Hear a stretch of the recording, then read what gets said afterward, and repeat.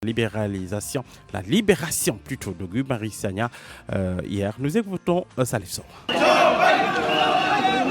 À la première ligne de la marche, les radicaux. Pour dans, c'est lui-même qui nous l'avait appris. Que si Abdoulaye Wade persiste, ils vont le déloger du palais. Dans le cortège, une femme, teint clair, petite de taille, dans son grand boubou, elle court, elle crie, elle étale sa colère.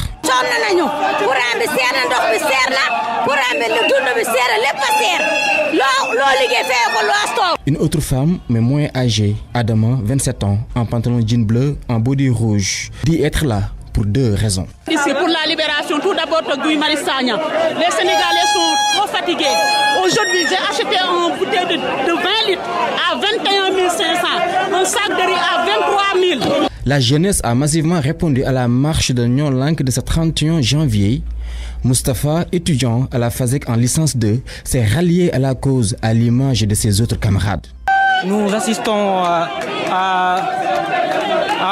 la brutalité que le gouvernement fait sur le peuple. 3 blessés ont été enregistrés dans leur rang.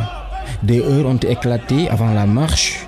Des jets de pierre ont eu lieu dans l'enceinte du campus social de l'UCAD, point de départ de la procession de 2 km environ. Des individus non encore identifiés sont à l'origine.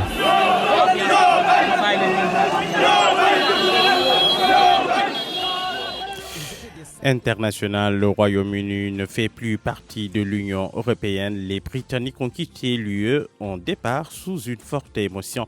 Le drapeau du Royaume-Uni a été retiré. Boris Johnson, le Premier ministre britannique, s'en félicite et parle de victoire. Fin de ce bulletin d'information. Merci beaucoup à Mohamed Ali Mouba. L'information revient à 7h. Ce sera donc le journal qui vous sera présenté par Barthélémy Ngom. C'est bien cela. Alors, nous allons continuer sur cette même lancée, la presse de ce matin, et nous allons démarrer par le journal du groupe Futur Média, l'Observateur.